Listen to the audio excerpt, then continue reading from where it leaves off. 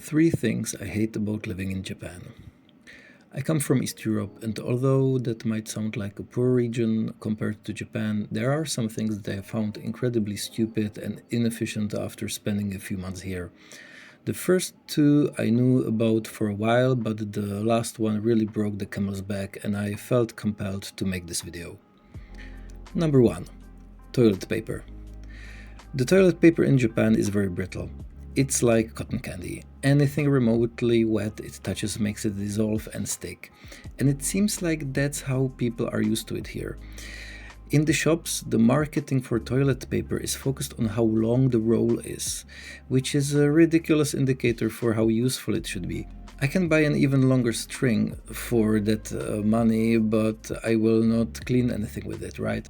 It is so ineffective. I hear there are people that use up one roll in just one sitting. 30 years ago in East Europe, where I grew up in a post-Soviet country, I remember we had really bad toilet paper. It was almost like wax paper.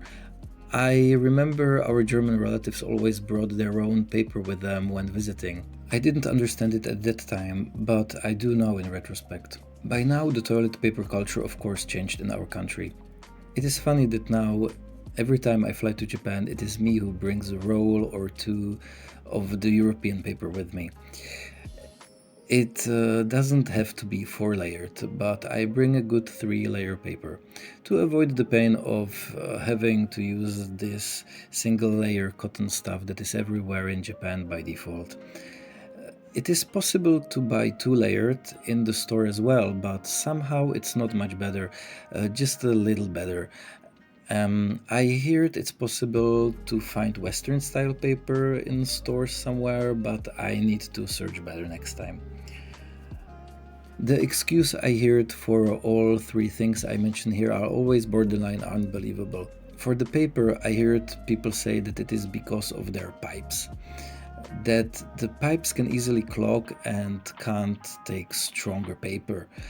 If some people honestly flush one whole roll in one sitting, then it could be a valid reason, maybe that they have to use easily dissolvable paper, but that shouldn't be necessary if the paper was more usable in the first place, in my opinion.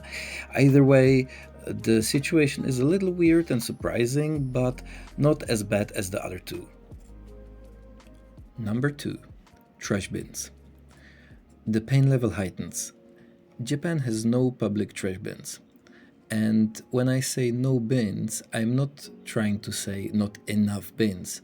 I mean literally zero public trash bins anywhere. They don't have public trash management in Japan at all. This is not Central Africa, I'm talking about Japan. That said, the streets are clean here, but that is only because everyone is expected to move with their own trash bag in their backpack or pocket and bring it either all the way back with them to their home or to some local convenience store. They have really tiny bins in the stores that are meant for the customers.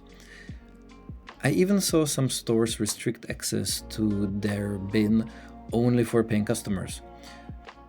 Either way, it is totally impossible to just buy something and eat or drink it anywhere outside and be able to get rid of it while outside.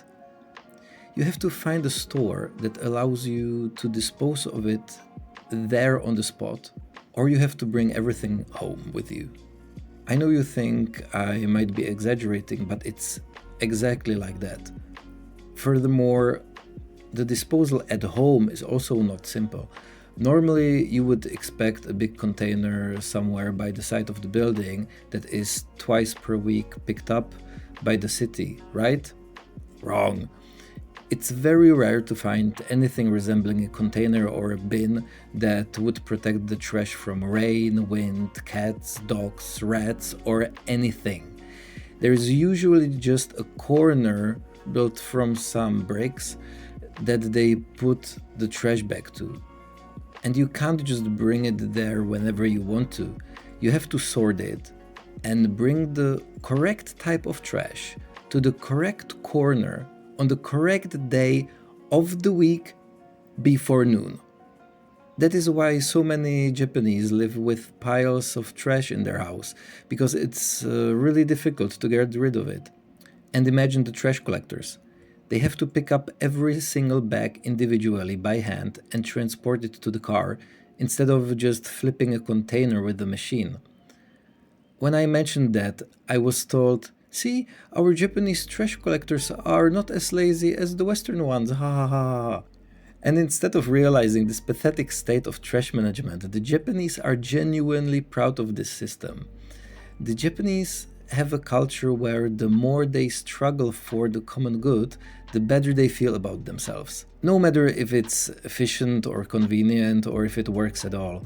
Even worse, in the Tokyo area, before you take the trash bag out, you first have to purchase a very specific trash bag that's very expensive, and that is the only way you're allowed to take the trash out. Now, as somebody who hates taxes, I do find that this way of privately financing trash management quite interesting.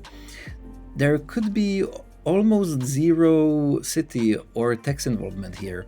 Either you trash it in the store that finances it through the products that you are tempted to buy when you are forced to visit it, or it is financed by the special trash bag.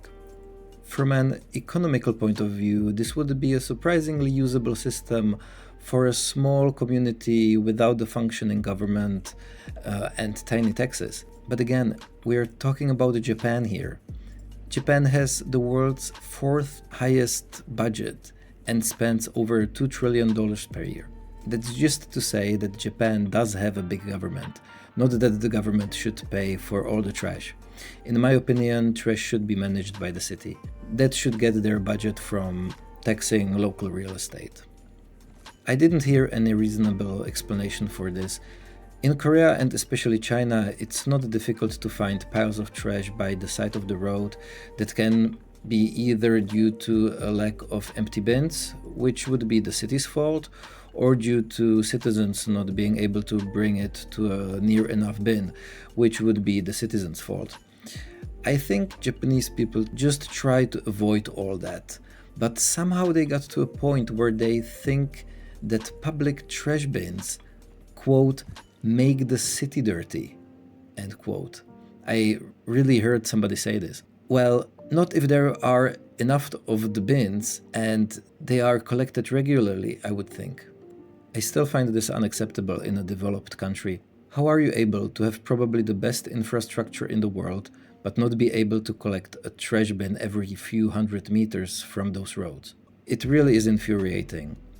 But it's one of the first things every tourist notices, so it's probably not a big surprise to people that have visited here. But there is something else that really surprised me recently. Number 3. Insulation. This was my first winter in Japan, and at first I thought I just ended up in a cheap apartment.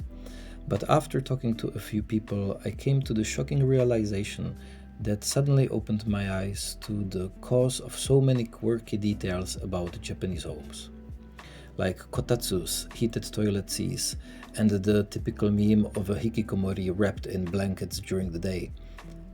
The thing is that Japan, outside of Hokkaido, does not build houses with any insulation. You gotta run the air conditioner the whole day to shift the outside temperature by just a few degrees, while sitting in your flat with a scarf and thick clothes and going fully clothed to the bed at night. I understand that this was necessary in the old days when buildings were built out of wood. Wood doesn't keep heat as well as stone, but wooden houses were more resistant to earthquakes, which Japan always suffered from. But again, we live at a time where Japan can build earthquake-resistant skyscrapers with really clever architecture, but somehow they kept in their culture the habit to suffer in their flats with basically outside temperatures. They have a whole culture around kotatsus of different sizes, which are basically heated beds with a table on top. They made heated toilet seats to not freeze their behind off in the night. They pay crazy amounts of electricity through the AC to move the temperature by just a few degrees. All that just because they are not able to put a second layer of glass behind the window. I asked around and it's basically impossible to find an apartment south from Hokkaido with double windows. Hokkaido seems to be the exception because it's right next to Vladivostok and you would honestly die there if the rooms looked like in Tokyo. This is for no good reason as far as I can tell. They have huge balcony windows that have glass just a few millimeters thick. It feels like a holiday cottage sitting behind that, not a serious accommodation. Anywhere else I lived before, not counting tropical countries, including cheap post-Soviet apartment towers, even back in the day when the window frames were made from wood instead of plastic, the window would have two layers so that the air in the middle would function as insulation. And the building would have some central heating, where you burn anything possible somewhere downstairs in a boiler, heating water that you then pump through the building with some metal pipes. It's cheap and efficient as far as I understand, and nobody wants to die of cold in the winter anyway, so it's not like half of the building doesn't want to share the heat from the water. Although I'm sure there are different ways how to charge the tenants for such heat. But requiring every tenant to heat their paper room with their own AC non-stop seems just crazy to me. I don't even want to know how much coal has to be burnt in a power station to generate all the electricity necessary for this AC heating that just goes out of the window anyway in a constant draft. It's such a waste of money and resources. And it's cold in the winter and hot in the summer. I absolutely don't get it. There are many rich people in Japan. How is it possible there is no demand for a decent living space that shields you from the weather outside? I apologize if I made some people upset with my remarks, but in my country and in many other Western countries, people are very open with their criticism about their government or can easily make fun of their own customs. And while I understand there is a slight difference when the criticism is done by a foreigner, it is interesting to note that Japan in particular is a very compliant and uncritical society. We had similar topics in bars together with other foreigners and Japanese, and you would often hear the Japanese people getting very offended, saying, "Don't criticize Japan," instead of replying with some real comment. It says a lot about how Japanese people see themselves as part of the whole society and take criticism of the whole quite personally. More so than in the West, I would say.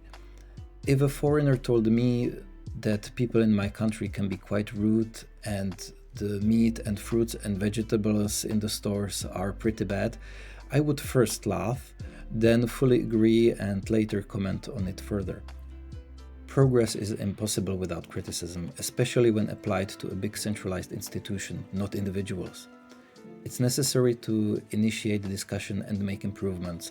When criticism is overused, that would be decided in the court of public opinion under exactly those discussions.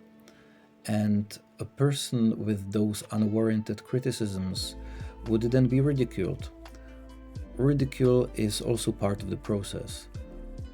Parts of Asia are too opposed to conduct or accept criticism, and parts of America are too willing to conduct and accept criticism. Both positions are extremes, and both are unwilling to honestly talk about reality. I am making these comments because I like Japan and I encountered flaws that seem fixable. Or if they somehow make sense, at least explain it to me. Either way, don't be scared of free speech and don't identify too strongly with any opinion. Even the most difficult discussions can be fun when not taken too personally. And that's something we all can work on.